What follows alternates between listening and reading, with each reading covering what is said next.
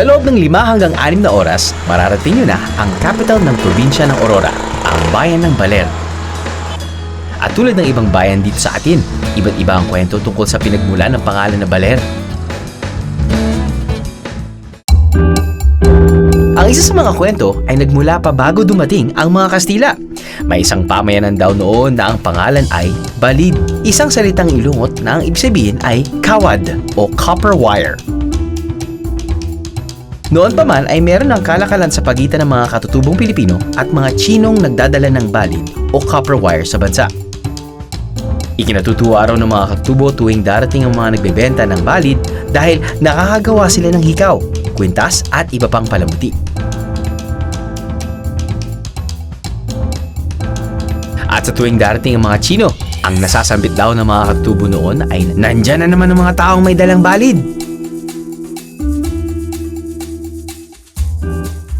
Sinasabi rin ang pangalang Baler ay maaring nagmula rin sa isang uri ng ibon. Ang baler ay galing sa salitang balud na ito ay isang uri ng ibon na parang kalapati. Alinman sa dalawa ang pinagmulan ng pangalan ng Baler, ganun pa rin ang ganda nito na siguradong mas mabibigyan ng halaga kapag nilibot ito gamit-gamit ang bisikleta. So, pwede mo kayo mag-rent ng bike. Hello, ate. Helmet. Thank you. 500 pesos per day.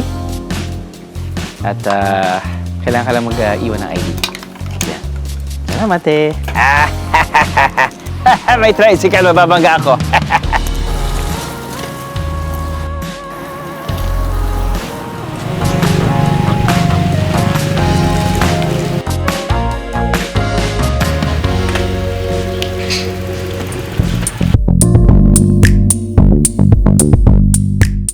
Siyempre, unahin nating pupuntahan ang mga major landmark ng probinsya ng Aurora. Okay, itong stopover kapag pupunta kayo ng Balete. Tapos if you have, I guess, more than enough time. Dahil nandito tayo ngayon sa Balete Eco Park. At nasa likod ko ay isang 600-year-old Balete tree. Isa sa major landmarks dito sa probinsya ng Aurora. Nandito tayo ngayon sa Barangay Quirino, Maria Aurora, Aurora Province. Sa sobrang laki na itong Balete tree na to, it needs 47 adults to go around. Yun yung width niya actually. Or, hindi, yun yung circumference. Siyempre, marami nagpapapicture dito. Nagsa-stop over. Ang babala lang nila ay you can just climb till 3 meters and that's the limit. Of course, they want to preserve the 600-year-old tree. Swerte tayo dahil it's 5:20 p.m. Yung pagka-park namin dito, paalis pa lang yung mga tao. So, I guess if you want a better photo opportunity na wala masyadong tao, di ba usually, pag tayo mga turista, yun yung gusto natin, yung kala mo, ikaw lang pati yung mismong subject.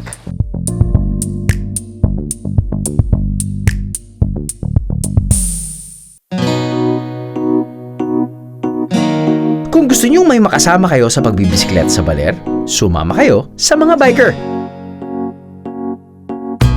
Kami po yung Aurora Bikers and Cyclists Incorporated dito sa Baler, Aurora. Ang aim namin is para magkaroon ng physical yung ibang mga tao, mahikayat sila. Meron na po kaming website. Anytime kung may schedule, meron pong magtutur para sa kanila. Biker friendly naman po dito sa Baler at wala pa naman pong incident dito na nawalan ng bike or whatever. Pwede rin kayong magdala ng mga sarili nyong bisikleta. Mabilis na kayong makakaikot sa Baler. Eco-friendly pa. Ayos!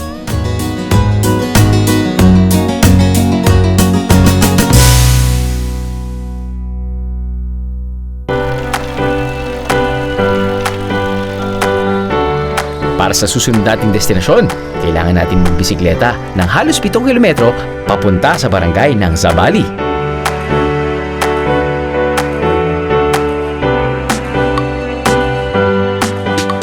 Kuya, magandang hapon po. Magandang hapon.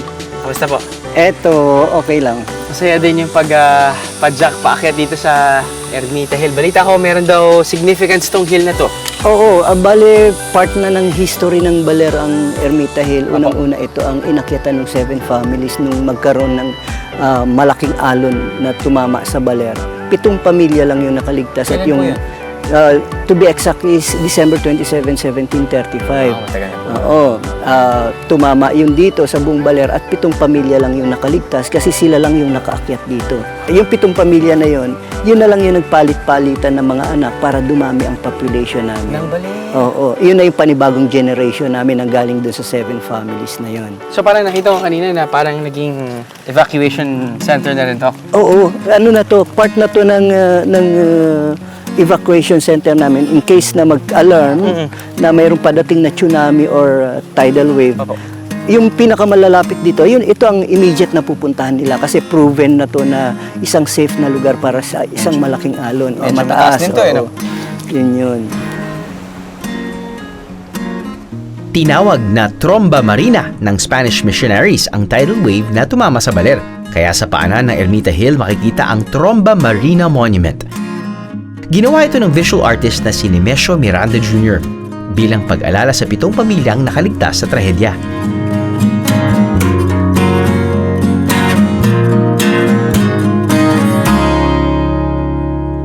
Matagal na ho kayo tour guide dito. Kami ay tinrain noong 2007 para sa preparation ng 400 years anniversary ng Baler noong 2009. I'm sure palaki po yung population ng mga turista every year. Ano po yung ginagawa nyo sa local government? Ano po yung ginagawa nyo just to manage it? Bale meron kaming tourism council na ang members are officers ng local government, especially yung elected. Tapos kami bilang mga stakeholders, may asosasyon din kami. Asosasyon ng mga sa accommodation, sa restaurants, kami sa mga tour guides, ganun. Tapos kung ano na pa, yung mga souvenir shops. Sa resort na to, solo traveler ka man, may kasamang pamilya o barkada, meron silang kwartong swak para sa'yo. For our rooms, we have a quadruple beachfront and then we have double beachfront. Bukod sa mga kwarto, pwede nyo rin ma-enjoy ang infinity pool.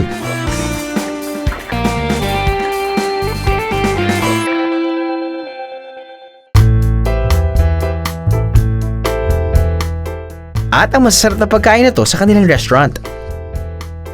Actually, ito yung first time tayo pumunta sa Baler, 6 years ago. Ito yung unang resort na feature natin.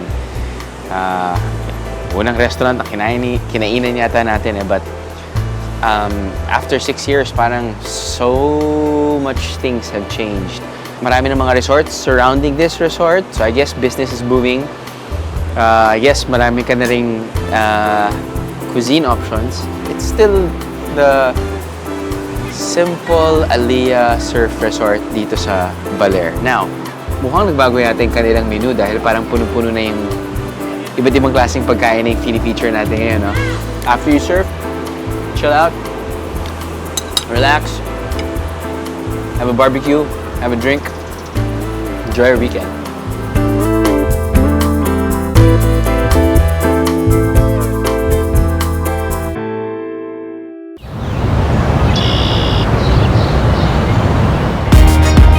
Isa ang Baler sa mga pinakamakasaysayang lugar sa ating bansa. Noon pa man daw ay simple lang ang pamumuhay ng mga taga rito at nakikisabay sa agos ng pag-unlad ng kanilang bayan. Mga 1960s, simple lang dito.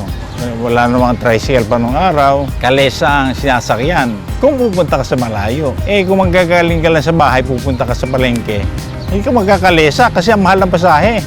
Oo, 5 centimos. Ang dami mo bibili sa 5.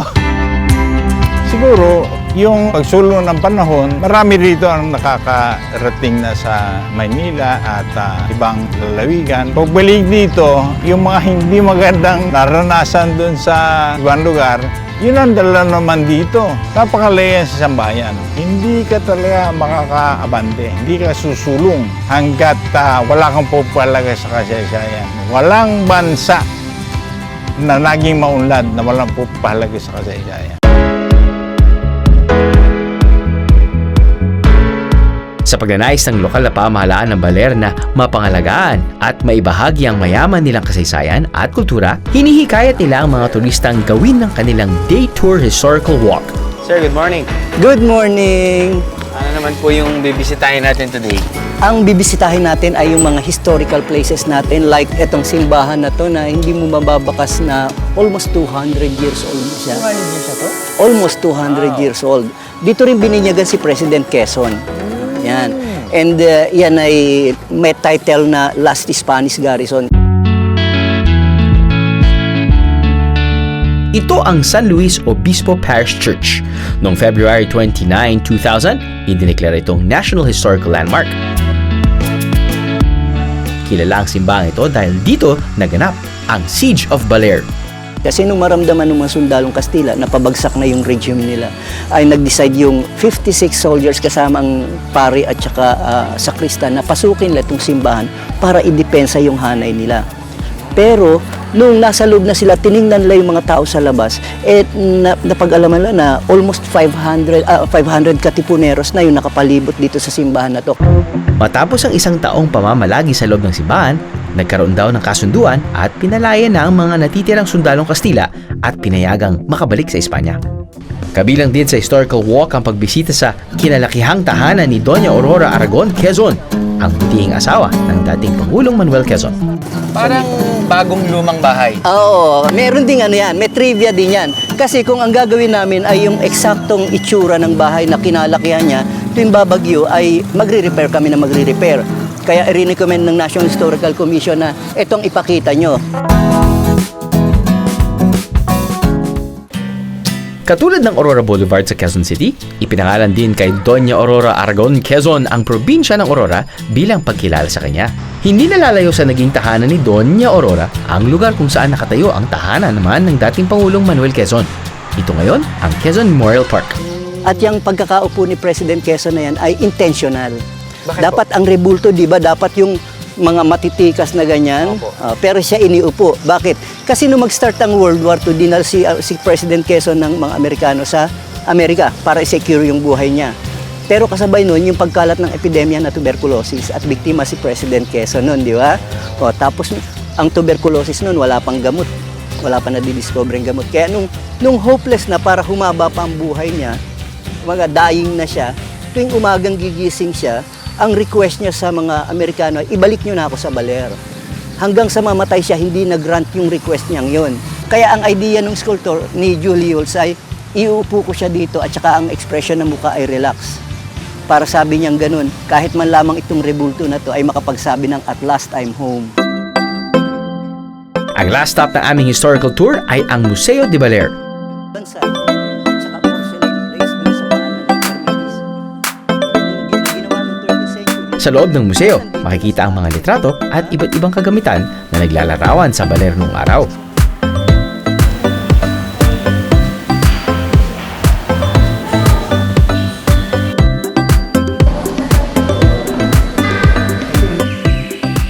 Sir, gaano ka-importante sa inyo bilang tour guide din at kasama sa local government na i-preserve yung mga ginto? Ano yan? Kasi ang paniniwala nila, unang-una, ang paniniwala nila sa Baler ay bagong probinsya lang or bagong bayan lang. Samantalang gusto namin ipakita na 13th century pa lang ay nag-exist na ang Baler. Pangalawa, yung mga performance or yung mga activities or achievements ng mga naunang tao dito ay nababaliwala. Parang, si President Quezon, nawawala yung value nung ginawa niya nung siya ay nabubuhay. Pagkatapos ng ating historical tour, balik padyak tayo to other local favorites dito sa Baler.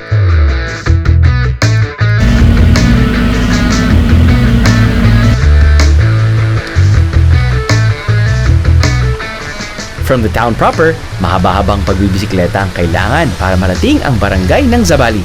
Pero di bali, Beros, dahil meron ditong malapit na lugar kung saan pwede magpalamig.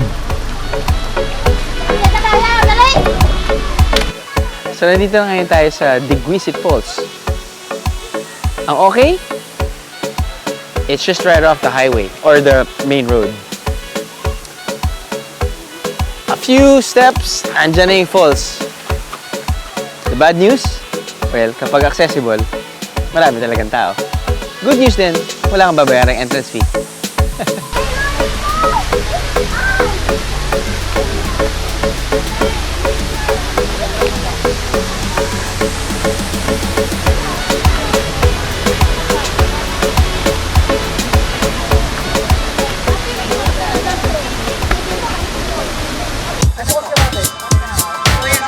After that refreshing views of falls, masarap ding magmerienda ng sikat na suman baler. Ang kaibahan nito sa ibang suman, organic ang malagkit na bigas na gamit nila rito kaya kulay brown. Hindi rin kailangan isawsaw pa sa asukal dahil sakto na ang tamis ito. 100 pesos kada tali. Perfect na rin pang pasalubong dahil tumatagal daw ito hanggang 4 na araw kahit walang refrigeration.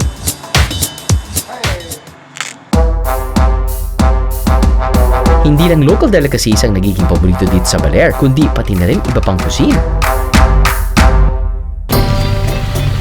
Tulad ng restaurant na to na Indian-Portuguese fusion ang iyahain sa inyo.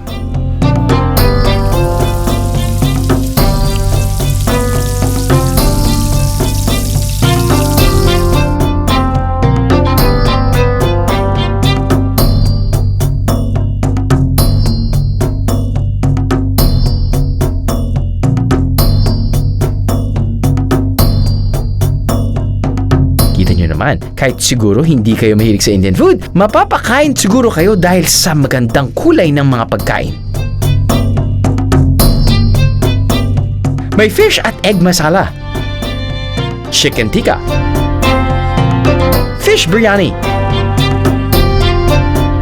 ang bestseller nilang samosas, at may mga detox juices pa. Uy, san ka pa? Maliban sa kasaysayan, pinahahalagahan din ng mga local na baler ang kanilang sining. Dito sa art museum na to, nakilala ko ang isang Bia hero na si Vincent Gonzalez. Ay, galing. Ngayon lang po ako nakapunta dito. Bago lang po yung gallery na to. 2 years na. 2 years na. Okay, okay. Last time kami pumunta dito po Wala pa. medyo 2012 pa. So medyo... Ibang-iba na talaga itsura ngayon ng baler. So, Sige, kailan kayo nagsimulang ano? Ito na po yung naging passion nyo. Oo, kasi nung high school ako talagang hilig ko talaga ng magpinta. Pero nung college ako, accounting ang tinapos ko. Bumalik lang ako kasi bumalik lang akong magpinta nung nagkaroon ng Artist Village. So, isa ako sa mga artist doon. Kung nakapunta na kayo doon. So, ito na yung produkto. Ipinakita sa akin ni Vincent hindi lang ang kanyang mga artwork, kundi pati na rin ang mga obra ng mga ibang artist na kakilala niya. Kumukuha daw siya ng inspirasyon sa mga nakikita niyang pagbabago dito sa Baler. Dito na ho kayo pinanganak, dito na kayo lumaki. Sa Baler. So nakita niyo rin po yung pagbabago ng baler. Oo. Napakarami ng turista ngayon, lalo nung gumanda na ang daan, saka yung promotion na nagawa. Dumami kasi maganda naman kalikasan namin. Opo. Particular sa Baler, ang nagbibigay sa amin ng malaking income yung tourism. So, balita ko meron na kayong workshop. Summer, free art workshop ako dito. Meron akong workshop area dito.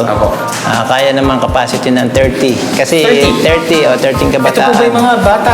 Mga bata. Pwede ba yung mga hindi na isip bata na lang? Pwede rin. Pwede rin po.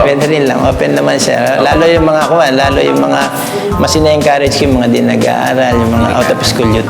Para at least kung matutuman sila, meron silang addition, pwede silang magkaroon ng kita dito sa art. Ina-encourage ko rin sila. Pwede po ba akong sumabak sa workshop niya na crash course? Pwede Pwede po ba subukan natin ngayon? Pero yun, susubukan mo ngayon, mag-paint on your shirt. Sige po. Masubukan nga yung paint on your shirt na yan. Ayan. Bali, basic color lang ang nandito. Meron black. Okay. Gusto ko sanang pinta yung church ng Baler eh. Ayan, sige. Yung very intricate and very... Kasi historical yung maganda ang history ng sa Baler, yung church ng Baler. Tapos man, ipipinta ko po yung mukha ng sundalo na si Jericho Rosales, pati yung si Ann Curtis. Ann Curtis.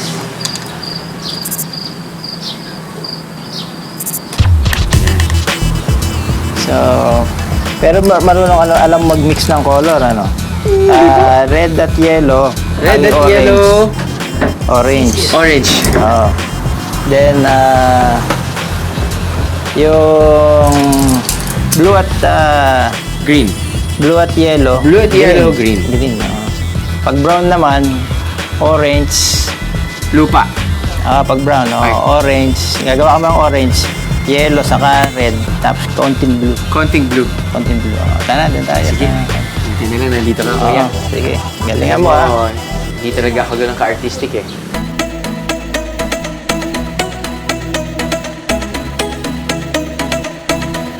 O alam nyo na yan, hindi naman ako sobrang artistic. Sa lettering at shading lang ako papasa. Basta, best effort! Ang tawag ko dito ay I left my heart in Baler. Ginamit ko ang aking dugo red para mapinta ang kagandahan ng Baler. Green. For 220 pesos, nakapag-art lessons ka na, may souvenir ka pa from your Baler trip. At hindi lang yan, makatutulong ka pa para mas marami pang makadalo ng free art workshop ni Vincent. Win-win, di ba, Bieros?